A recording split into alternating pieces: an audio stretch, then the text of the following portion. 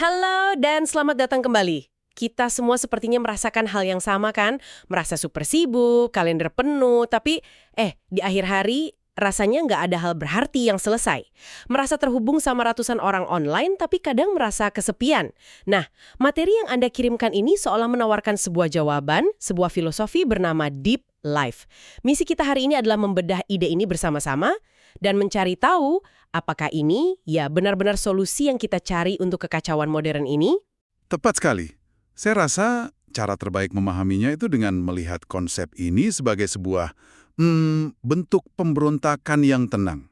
Pemberontakan yang tenang, saya suka istilah itu. Pemberontakan terhadap apa? Terhadap pengaturan standar kehidupan modern yang mendorong kita untuk terus-menerus terdistraksi, reaktif, dan ya, dangkal. Cal Newport yang banyak mempopulerkan ide ini berargumen bahwa hidup yang penuh makna itu nggak terjadi secara kebetulan. Itu harus dirancang dengan sengaja. Jadi ini bukan sekedar tentang produktivitas, tapi tentang merebut kembali kendali atas perhatian kita untuk membangun kehidupan yang benar-benar kita hargai. Oke, pemberontakan yang tenang. Jadi, dari mana kita memulai pemberontakan ini? Dari semua sumber yang Anda berikan, semuanya sepertinya berakar pada satu kerangka kerja utama, 4 pilar kehidupan. Ini terdengar seperti konsep work-life balance versi baru, tapi kayaknya ada yang lebih dalam di sini. Betul. 4 pilar ini fondasinya. Yang pertama itu craft atau karya. Ini tentang pekerjaan profesional Anda, tapi lebih luas lagi tentang penguasaan keahlian yang Anda banggakan. Kedua, constitution atau kondisi, yang mencakup kesehatan fisik dan mental. Ketiga, community atau komunitas, kualitas hubungan Anda dengan keluarga, teman, dan lingkungan. Dan yang keempat, contemplation atau kontemplasi. Kontemplasi. Ya, ini adalah ruang untuk refleksi, spiritualitas, dan membangun filosofi hidup pribadi. Jadi, apa dong yang membedakan ini dari sekedar ya menyeimbangkan pekerjaan, olahraga, dan kumpul teman? Apa nuansa yang membuatnya berbeda? Pertanyaan bagus. Perbedaannya ada pada tujuannya. Work-life balance seringkali terasa seperti tarik tambang kan, seolah-olah setiap area itu saling mencuri waktu dari area lain. Konsep pilar ini lebih seperti kompas. Tujuannya bukan untuk memberikan porsi waktu yang sama rata setiap hari. Itu mustahil. Tujuannya adalah untuk memastikan bahwa setiap tindakan yang kita ambil secara sadar memberi makan setidaknya salah satu pilar ini. Oke.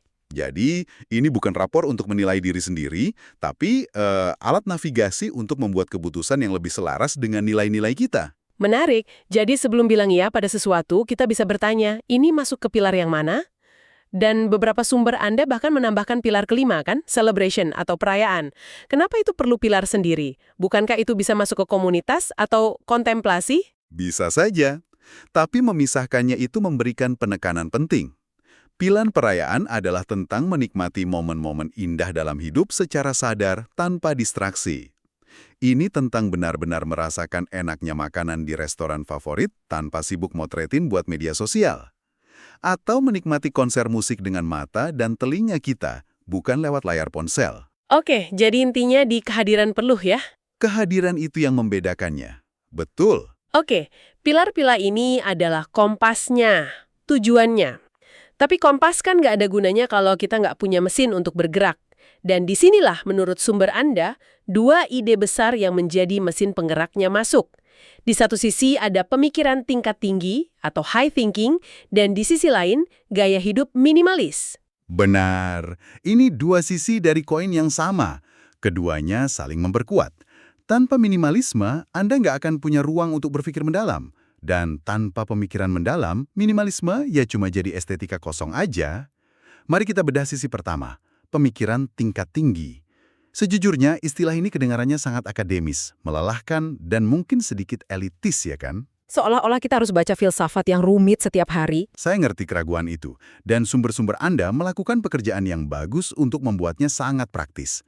Pemikiran tingkat tinggi di sini bukan tentang jadi seorang intelektual, tapi tentang secara aktif terlibat dengan ide-ide berkualitas, bukan cuma pasif mengkonsumsi informasi murahan.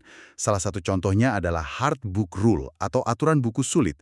Idenya sederhana, selalu letakkan satu buku yang sedikit di atas level pemahaman Anda saat ini, di samping tempat tidur.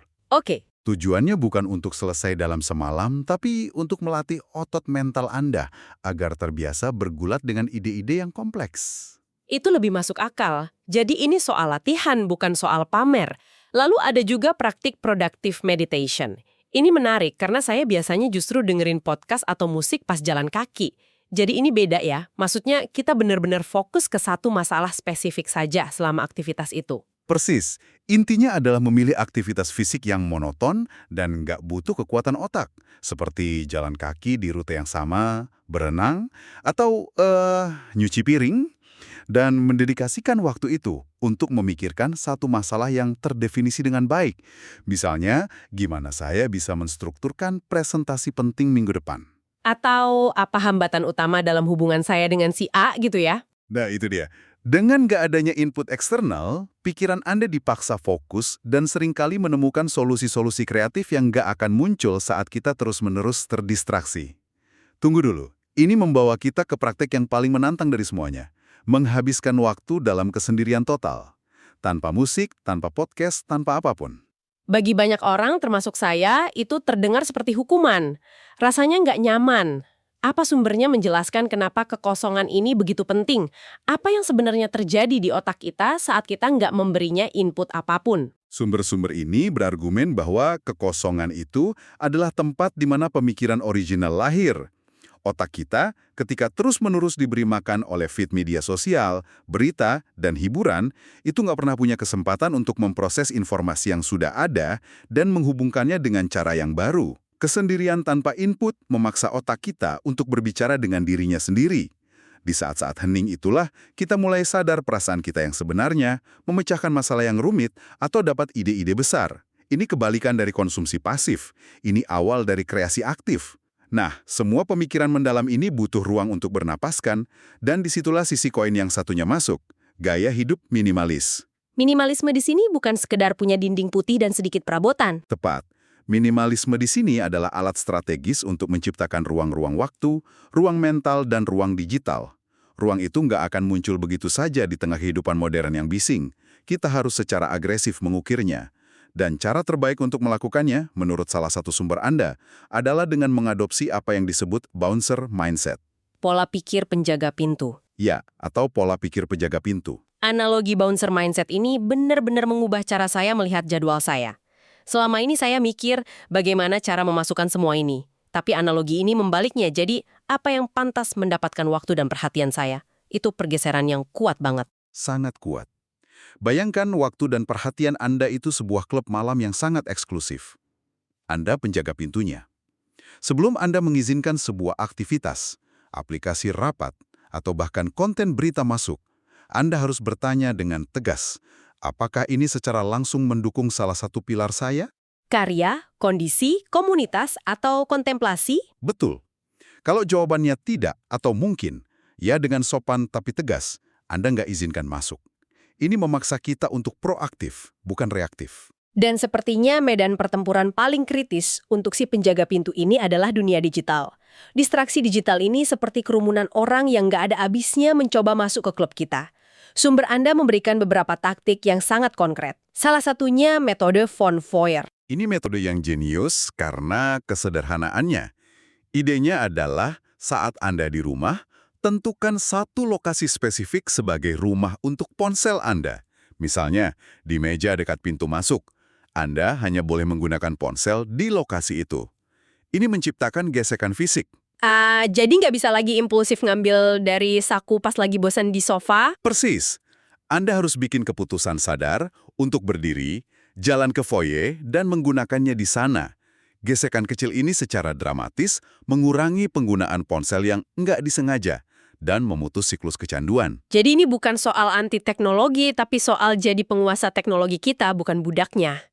Taktik lain yang disebutkan kan termasuk menghapus aplikasi media sosial dari ponsel.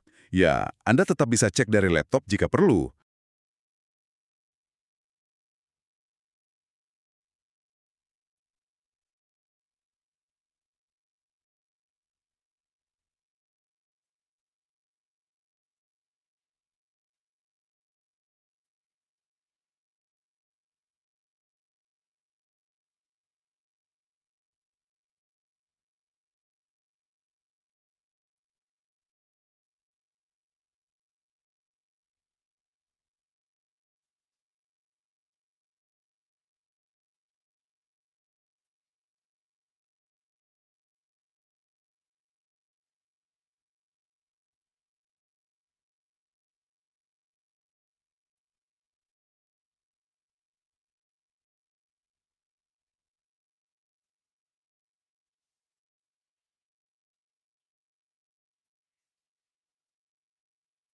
Dan secara sadar berhenti mengikuti feed algoritmis yang dirancang untuk nggak pernah berakhir.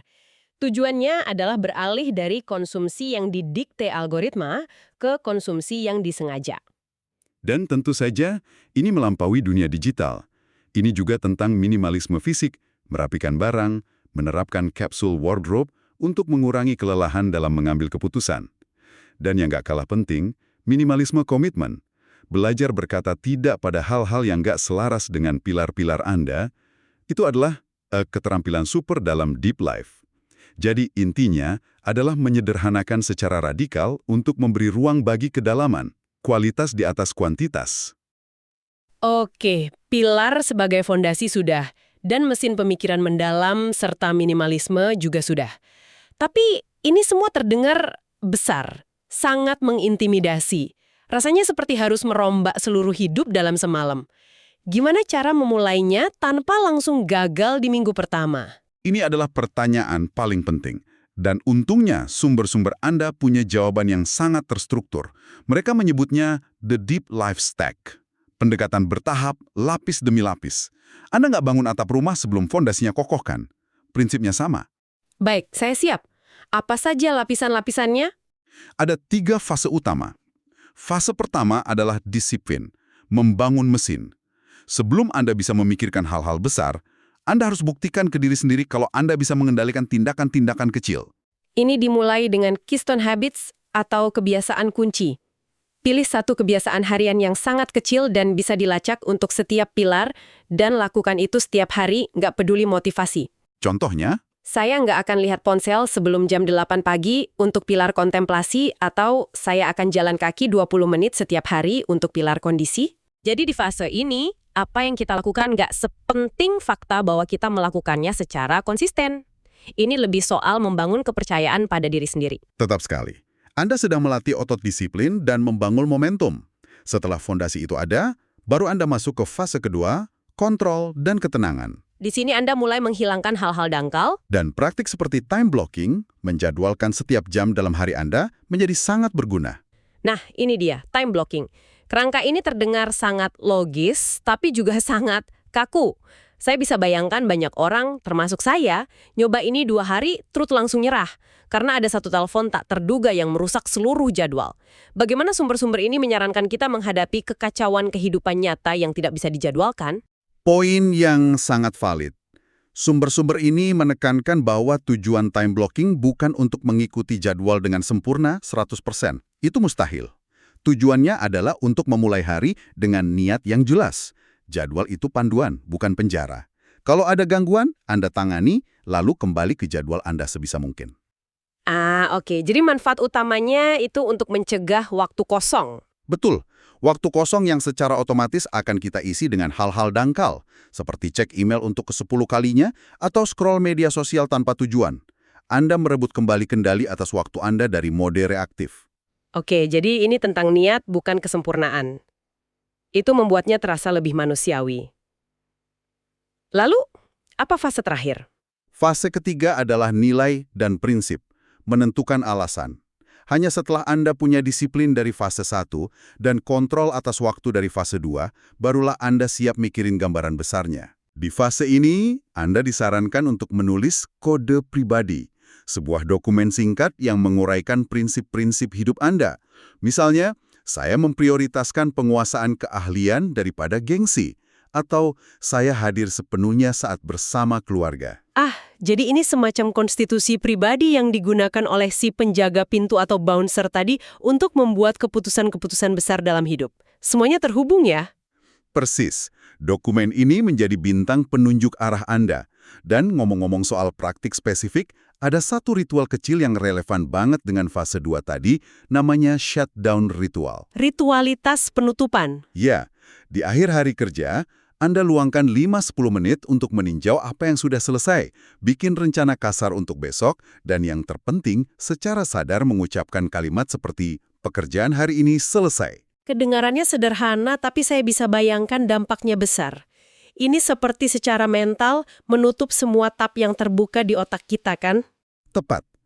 Tanpa ritual ini, pikiran tentang pekerjaan akan terus menghantui kita sepanjang malam, merembes ke waktu untuk pilar komunitas atau kontemplasi. Ritualitas penutupan ini menciptakan batas yang jelas. Ini sinyal bagi otak Anda bahwa sekarang saatnya beralih mode. Dan semua ini kembali ke tema utama. Jangan mencoba mengubah segalanya sekaligus. Jika pendekatan Deep Life Stack yang 3 fase itu masih terasa terlalu rumit, ada alternatif lain yang juga disebutkan. Betul. Ada strategi yang lebih sederhana yang disebut siklus fokus bulanan. Idenya adalah setiap bulan Anda hanya memilih satu pilar untuk difokuskan. Selama bulan itu, Anda berkomitmen untuk menambahkan satu kebiasaan berdampak tinggi dan menghilangkan satu distraksi yang relevan. Misalnya, contohnya, bulan ini fokus pada pilar kondisi, kebiasaan baru, jalan kaki setiap hari, distraksi yang dihilangkan, minuman manis. Bulan depan, pilar karya. Kebiasaan baru, satu blok kerja fokus setiap pagi, distraksi yang dihilangkan, notifikasi email di ponsel. Nah, pendekatan ini membuat perubahan terasa jauh lebih mudah dikelola. Jauh lebih mudah. Jadi, setelah membedah semua ini, jelas bahwa Deep Life bukan sekedar kumpulan tips produktivitas. Ini adalah pergeseran filosofi, dari hidup yang reaktif dan terfragmentasi menjadi hidup yang dirancang dengan sengaja. Fondasinya, 4 pilar yang seimbang, karya, kondisi, komunitas, kontemplasi. Dan mesinnya adalah kombinasi kuat antara pemikiran tingkat tinggi dan minimalisme. Tepat. Dan jika Anda bingung harus mulai dari mana, semua sumber sepakat, mulailah dari yang paling kecil. Jangan coba menerapkan 3 fase Deep Life Stack besok pagi. Pilih satu kebiasaan kunci yang sangat kecil, yang hampir mustahil untuk gagal. Atau rapikan satu area kecil dalam hidup Anda. Bisa laci meja kerja Anda, atau sekedar membersihkan aplikasi di layar utama ponsel Anda. Kemenangan-kemenangan kecil ini yang akan membangun momentum. Betul. Pesan utamanya sangat jelas. Ini adalah perjalanan untuk beralih dari kehidupan yang penuh konsumsi, terdistraksi, ke kehidupan yang penuh kreasi dan koneksi yang disengaja. Sebuah pergeseran dari sekedar bereaksi terhadap dunia menjadi secara sadar membangun dunia kita sendiri, bata demi bata. Persis. Sebagai penutup, kami ingin menyenangkan Anda dengan satu pemikiran untuk direnungkan. Sumber-sumber Anda banyak sekali membahas tentang apa yang harus dihilangkan. Distraksi, kekacauan, komitmen yang dangkal.